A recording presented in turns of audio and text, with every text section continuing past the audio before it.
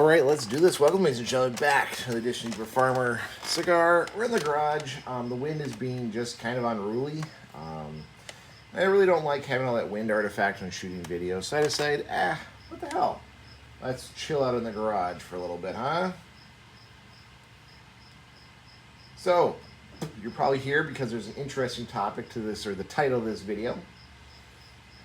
Stand by, I'm going to get into that, but a few things to share. First, what are we smoking? What are we drinking? We have the prestigious Hancho Mano. It's pure Importo. Prestigious cigars. They're pretty good cigars. Although this one, it was a pretty tough draw, so I went to go punch it, or poke it, and it cracked right down the cigar. Pretty aggressive little crack. I'm guessing underneath the band there is also cracked too. So I got to use my Father's Day gift from a year or so ago. I have cigar glue. Nice stuff. It actually works really good. It appears like it has patched up that crack. I don't know if you can actually see it on the camera, but it busted all the way up through there. I was able to use the glue. There's still a little bit there. I don't like the taste of it, so I try to keep it off the foot of the cigar there. But it's doing all right. It's smoking just fine. Just have to be careful while smoking it. Not a big deal. For the beer tonight, Dragon Fodder. I know it's pronounced weird, but Three Blonde Brewing. I do like their beers. Oktoberfest, Dragon Fodder. If you haven't guessed, both the beer and the cigar kind of go along with tonight's topic. So we are talking about being Catholic, defense of Catholics, and a call to action. I'm going to take a little sip of this here. I know you can't see it in my Dungeons & Dragons cup. Kind of all around very symbolic to today's topic. Let's give it a little try here. Well, that's actually pretty good tasting Oktoberfest. So, let us dive right in. Talking about defending being Catholic and then a call to action to other Catholics. So let's start off with the good and kind of dip down into some recent events. I'm sure some of you have heard about the opening ceremony to the Olympic Games. So we'll end there. Let's kick it off. For those of you who don't know, I am very, very, very Catholic. I believe in Catholicism. When I ask what my religion is, I don't say I'm Christian. I'm Catholic. I actually am very adamant that I am not a Christian. I am a Catholic. And reasons I've given in previous videos, I believe they have the truth, they have the way, their interpretation of the Bible and biblical events. They are the true followers of Jesus. And you can disagree with me. That's fine. You're right. I don't think you're a less person. I don't think you're necessarily going to hell.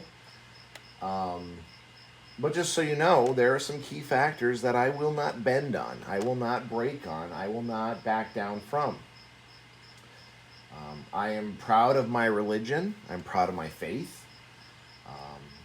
So yeah, I am very, very Catholic. In tonight's video, I was just going to talk about the next topic. So my oldest son and daughter got to embark on an amazing opportunity where they went on a retreat. It's called Steubenville.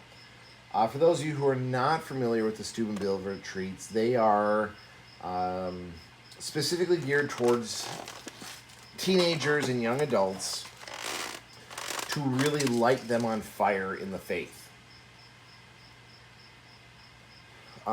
It started down in Ohio, Steubenville, Ohio, in their Catholic university there. Both Vashman and Swedish Compass went down to that specific retreat center and had a very transformative time. They came back very different people from when they went there. And they desperately wanted to go back. So this time I did ask my friends and family to ask them to give some extra prayers the week before and then while they were at Steubenville. And if they were willing to do some sacrifices, asceticisms and whatnot to dedicate to Vashman and Swedish Compass for their experience. And it was amazing. I actually did have many family members and friends say, yeah, they would definitely be more than willing to go an extra mile and pray for them or do a sacrifice for them. I did quite a few. It's kind of taboo to talk about what you gave up and what you sacrificed. Just so you're aware. But I did a lot more this year than I did last year. I hope it helped them in their path and while they were there. They are on their way back. They're actually driving back from Steubenville right now. And it's interesting, right? So that's what this video is going to be, but it's still going to be about. We're going to start off talking about sacrifice, talking about prayer, talking about being Catholic, and dedicating. But when I found the opening ceremony of the Olympics, I just have to respond. Because I believe too many of us who are Catholics sit back and take the abuse that was delved out. Let's get to that topic though in a minute. First, I did ask, we have a part of a Bible study, I've talked about it, the multi-denominational Bible study. I asked that group if they would, if nothing else, at least keep Vashman and Swedish Compass in their prayers, but did ask if they felt that they were able to go a little bit further and offer up a sacrifice, a suffering, or an asceticism. All right, let's talk about those. The suffering, sacrifice, and asceticism. What are those? So, we all suffer, right? This is the easiest one. But oddly, it's the one most people don't actually fall back on when we talk about this stuff. We all suffer. There are many great philosophers and thinkers who define human existence as the existence of suffering. And we shouldn't suffer, right? Ideally, we should not suffer. We shouldn't have to suffer. But suffering for suffer's sake is even worse. As Catholics, we believe we can pray to God and say, use this. I want you to use this for whatever it is. So I want you to, I understand I'm going to be in pain. I accept that I'm going to be in pain. And I'm going to sit here and suffer much how Jesus suffered. Well, we firmly believe that you can say, God, I want you to take my suffering, my pain, and what I'm going through, and I understand I can get grace from that, but I want you to use it for whatever. Traditionally, it's for people in purgatory. People suffering through purgatory, we can dedicate our suffering to them. Very traditional. But you can also dedicate for special reasons. So, again, all my sufferings I've had this last week, I've dedicated up to my 2 children at Steubenville, to their trip, and then when they're on the trip. Again, suffering for suffer's sake is wrong, but suffering for a reason or a cause, that's something that we should take note of. So I did tell the group, both my family and then the prayer group, that if they wanted to, they could dedicate sufferings. There's sacrifice and asceticism. So sacrifice might be something that you doing it causes you discomfort. It's hard for you. So maybe eating meat on Friday. Do you absolutely need meat? No, you don't. But you can sacrifice your meat for a cause. Usually doing a sacrifice is usually something you find pleasure in. So drinking alcohol. I'm not going to have beer this week or any alcohol this week. It's going to suck, but I'm sacrificing that for, again, whatever the cause is. In my case, my children. Asceticism, a lot of times that's picking something up. So I'm going to pray the rosary. I'm going to go to confession. I'm going to whatever it might be. Usually, again, picking something. Every time I exercise, I'll dedicate my getting out and exercising to whatever the cause is.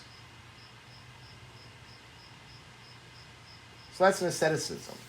I did all 3, dedicated my suffering, sacrifice, and asceticism to my children. Now, this isn't to pat me on the back and for me to boast of how great I am and you should all be more like me. No, this is just me kind of talking about the Catholic way of doing things.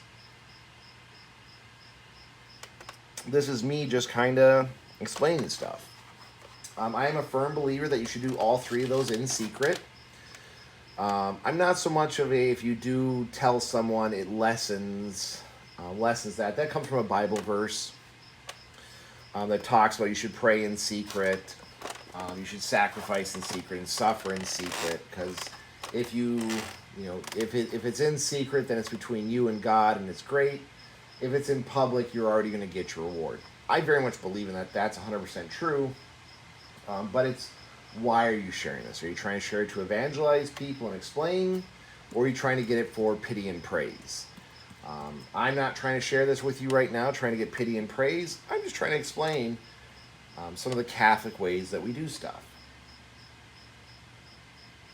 So please do not put pity or praise in the comments that I did some sacrifice, asceticisms, and sufferings for my children. It's not needed. That's not why I'm offering this up. I'm just trying to explain it. Hopefully my children got some great experiences and encounters.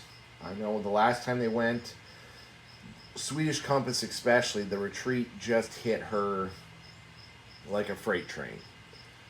She came back 100% changed.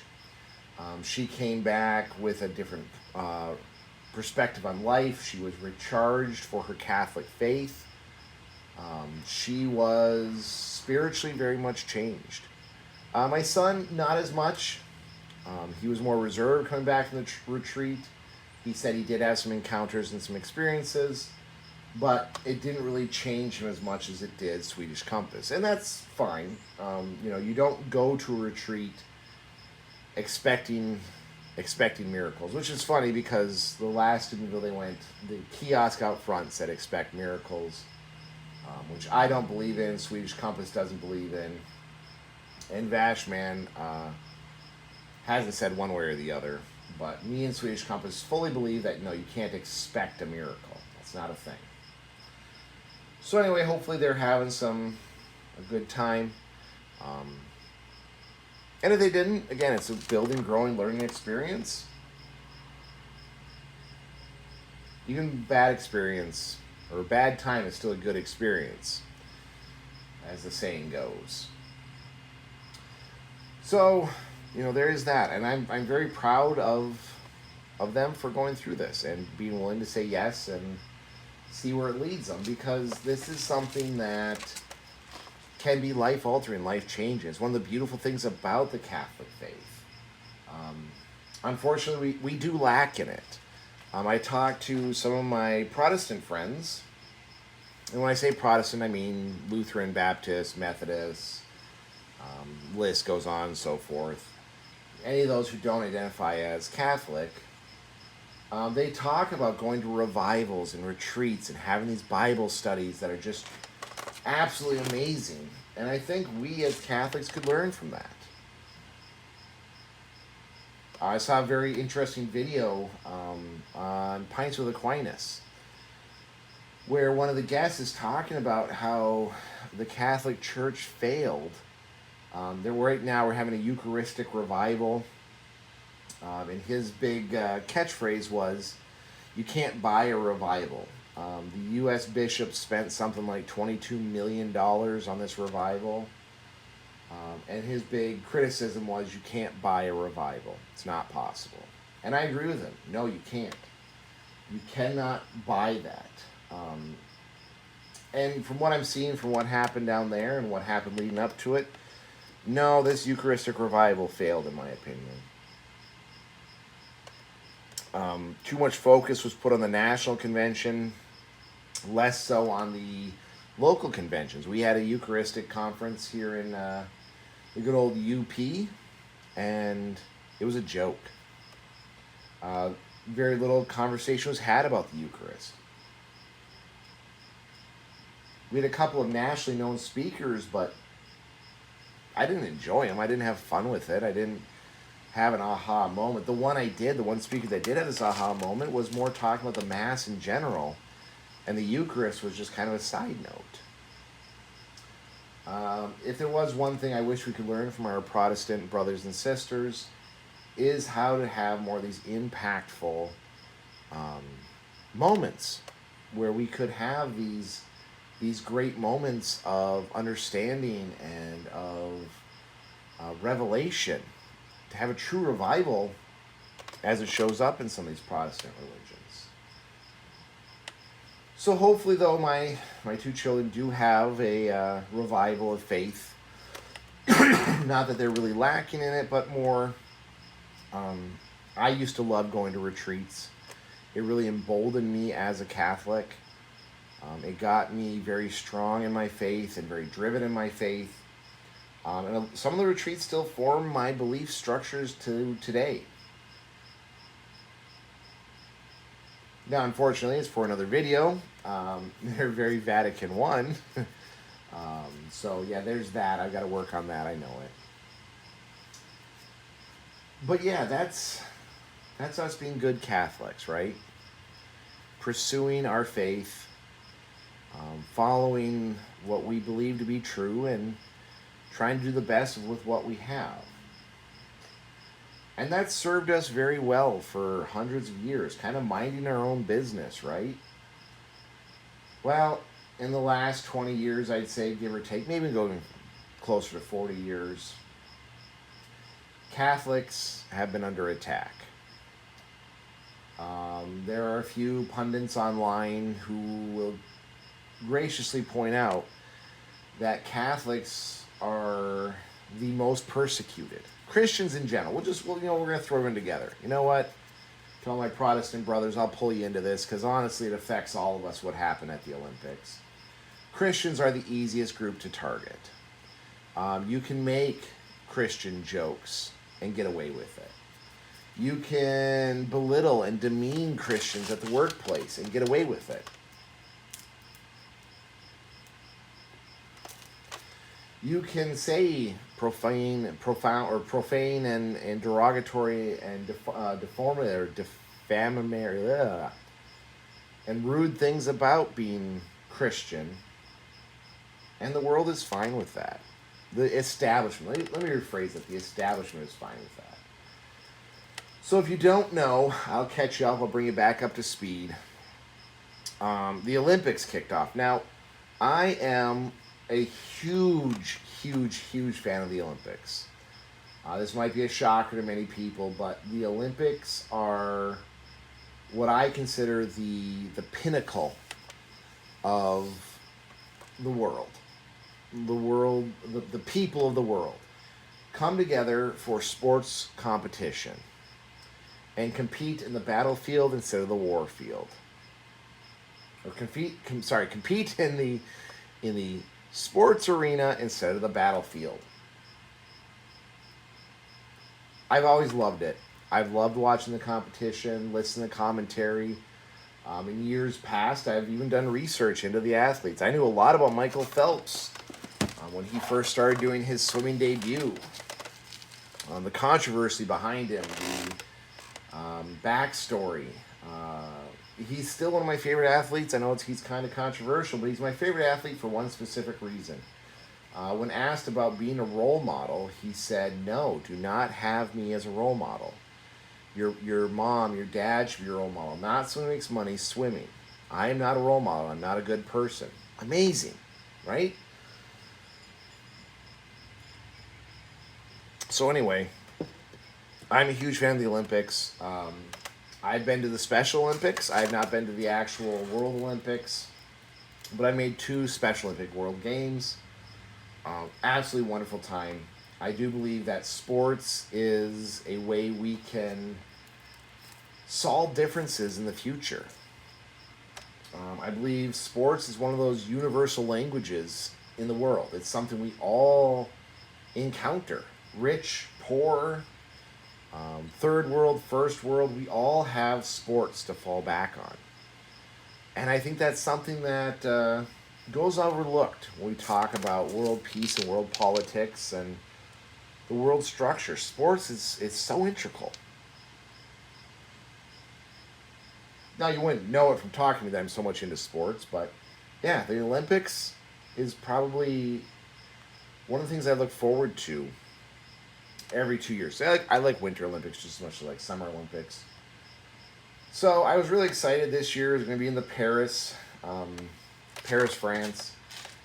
I was following a lot of the controversy with they're trying to go green by not allowing air conditioners, so countries were going to bring them over. They're trying to clean the Thames River, but it was kind of going sideways. And then there was the whole poop gate thing. It was just getting wild. So I was really excited. I'm not going to lie, I actually got ESPN Plus. I bundled in with our Disney subscription to get ESPN Plus to watch Olympic Games. I was actually downstate for a meeting for the opening ceremony. I just couldn't watch it. I was really kind of upset. I wanted to watch the opening ceremony. Usually these opening ceremonies are beautifully symbolic moments that we can share and connect with. Well, let me just begin by saying I'm glad I didn't. Especially the crew I was with downstate. I probably would have gotten very cantankerous and boisterous, and I mean, some may have said I may have stepped over the line had I watched that and then went to my meeting, because it was an absolute disgrace, just a disgusting disgrace for what the Olympics is supposed to be. If you didn't watch, there was a huge scene where they mocked Christianity. They made a mockery of the Last Supper, where they basically took it and made fun of it, belittled it, destroyed the meaning behind it, and made it into the butt of a joke. Now, can you make jokes about the Catholic faith or Christian faith? Of course. Do I believe in freedom of expression and freedom of speech? Yes. Do I believe in expression of art? So to say that this is an art form and someone can express themselves, yeah, okay, sure, fine. But there is still, if you're going to do that, realize that that is an attack. And this was 110% an attack on Christianity. This was an attack on our faith, on one of the most formative moments in the Bible, most pinnacle moments in the Bible, like runner-up number 2 or 3,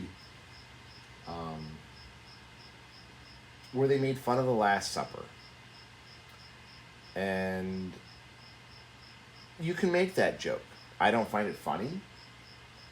I can say it's rude and inappropriate, sure. Now the counter is first off, they said, well, Christianity, we should be able to poke fun of any religion, right? Freedom of speech, USA, you're all about freedom of speech. We can make a joke. Okay, well, for the closing ceremony, are you going to make a joke about Muhammad or what's in the Quran? Redo a scene from the Quran?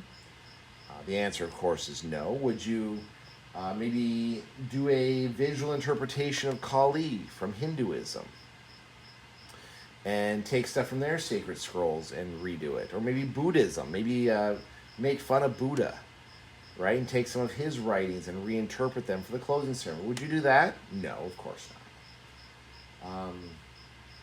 So why do we get special treatment? Maybe it's a debate for another video as to my feelings as to why the world believes that they can target Christians. But here's the thing, folks. Many of us Christians are bad at defending our faith. I am no exception. I'm not going to say I'm out here being the best defense of my faith. I've gotten a lot better over the years. I do have to thank my multi-denominational Bible study group. They have kicked up the defense of my beliefs up to an 11. Really forcing me to rethink how I defend my faith. Knowing Bible passages that go along with my belief, being able to articulate to a non-Catholic what I believe and how I believe it. So thank you guys very much. You have I know you feel like you're picking on me, and of course you are, but I absolutely do love it. It makes me elevate my my game and my ability to defend my faith more than I've ever had to before, and it's thanks to you guys. So I know a few of you do watch these videos. You get this far in. Thank you guys very much. It means a lot to me that you keep me in check and do keep challenging me in my beliefs. You're not going to win, just like I'm not going to change your beliefs. I understand that. But we both make each other better. We both drive each other forward. And not, I don't want to sound like this is a combative group, because more we can agree on a lot of stuff. There's a lot of stuff we agree on as Christians. But I think many, especially Catholics, but Christians in general, don't want to go and be called to action, defend their faith. They'd rather sit in the background and just take the beating. And that's wrong. Persecution has been in the Catholic faith for thousands of years. The early church, I mean, the running joke is if someone wasn't, you only fed Catholics to the lions because they're easier to digest. We've had it easy. And some of the scandals that's happened in the church, we don't want to be associated with. And I understand that. So we want to shy away from conflict because we're afraid that they're going to bring up that, yes, there was a time that the U.S. Catholic Church protected pedophiles. Horrible. Deplorable. We can say that. Absolutely disgusting. But that doesn't mean that we then have to walk on eggshells, because the church as it is today did not engage in that. We've now taken a pivot. We've acknowledged our failings. Everyone fails. Again, the church itself, the church as an entity, is infallible, but the church is run by people which are fallen. So we can stand up and say that was gross, what happened at the Olympic opening ceremony. Call to action, say do not support the Olympics. I have not actually watched any of the games because I'm just so disgusted by how Paris, France represented Christianity. I will never be taking my family to Paris. If we ever travel abroad over to Europe, let's just skip over that little shithole of a town. Kind of wonder if maybe we should not have saved them during WW2.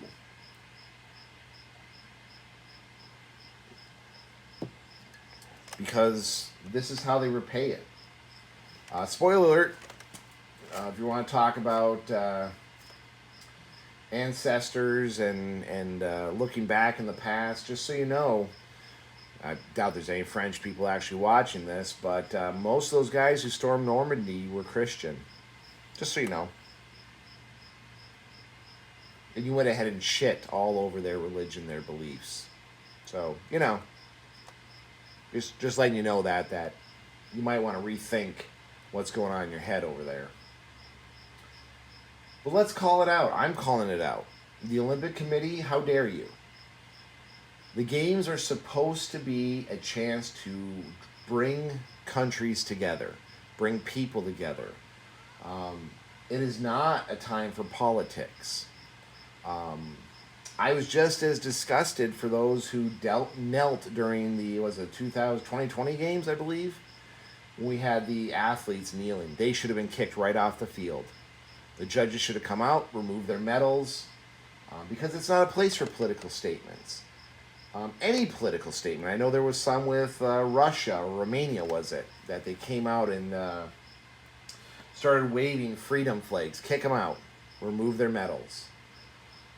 There have been lots of political statements. I believe we should, in the Olympics, remove them from being able to participate. It is not a place for politics. It's a place for sportsman competition. It is a place to answer the age-old question, who is the best? It's not a place to say who has the best political views. It's not the Olympics I know anymore. No, I don't blame the athletes, right? The athletes are suffering. Because although it was some bureaucrat who said, hey, let's make a mockery of all the Christians out there, the athletes then suffer, which these people have trained 4 or longer years of their life to be there. They are the best of the best in the world. And what we're doing, or what they did in those opening games, was disgusting. I'm sure they wanted to represent the LGBTQ community. Fine, great. Go for it. Love it. We should all be accepted, but to do it in a way that then demeans another group is wrong. Sorry. Unpopular opinion, that's wrong. Could you still have had representation in the opening ceremony? Of course. But to go to that extreme, how dare you? And I advise all Christians out there, stand up. Let's take action. Let's stop being the most persecuted people on earth. Let's speak out against this depravity. Because I hate to tell you, if you've studied your Bible and studied biblical history, although Jesus did say turn the other cheek, that was actually a very narrow example, because honestly, him and the disciples were warriors for the church. Again, why did I pick Dragon Fodder and Prestige and even my Dungeons & Dragons cup? We need to look towards saints like St. George, the fighter of dragons. Other holy Catholic men and women who have put down their lives, their well-being, to defend Catholic and Christianity. And yet, we can sit here idly and listen to or watch our faith be made into a mockery. At a bare minimum, we need to say something. We need to be vocal about our views on how wrong that is. And beyond that, we need to start taking action, like, let's not watch the Olympics. Let's not allow these people to have a place in our advertising queue. Boycotts works great. When they're successful, they work great. Let us not allow these degenerates to demean our faith. And especially, we need to stand up to those who are on the fence and those who might see this mockery and be turned away from Christianity, and pull them back. Because as Catholics, as Christians, we know we are the ones who hold the truth. We are the ones who know the way. We know the way to salvation. And allow people to stray away from that, that sin is worse on us than anyone else. So if you are someone who is curious about this, curious about the games, curious about the opening ceremony and what all happened, know that in my opinion, in my fact, in my knowing, my knowledge, it was horrifying that they were allowed to get away with that. But it's equally as horrifying that so many Christians are sitting by the wayside and not taking action. That we do not stand up for our faith. We are not willing to pull up arms or to sacrifice our lives or our well-being or our happiness or our pleasure for our faith. It goes back to my original point. We don't want to have sacrifice. We don't want to have asceticisms, and we don't want to have suffering. Those are 3 things that the human condition does not support, but those are the exact 3 things that will bring revolutionary change to both you, your faith, and the world around you. So hopefully, if you can't affect change or stand up in a meaningful way against what society is doing to us Christians and Catholics, if nothing else, use what you have. Your suffering, your sacrifice, and your asceticism. Pray more, give up pleasures, and when times get rough, turn them to God. With those 3 things, we can be unstoppable. We could be a people who, despite all the evil in the world, will be doing all right. Because remember, our reward is not here on earth. Our reward is in heaven. And with those three things, sacrifice, asceticism, and suffering, we're starting down that path. There's still some other stuff we have to do, but if you start with those three, you're doing all right. Anyway, folks, I'm going to go enjoy the rest of my Prestige cigar, my Oktoberfest beer, and not watch the Olympic Games like I thought I was going to be doing for the next few weeks. So anyway, folks, stay safe out there. Stand up for what you believe in. Practice asceticism, prayer, and suffering. And I'll see you on the next one.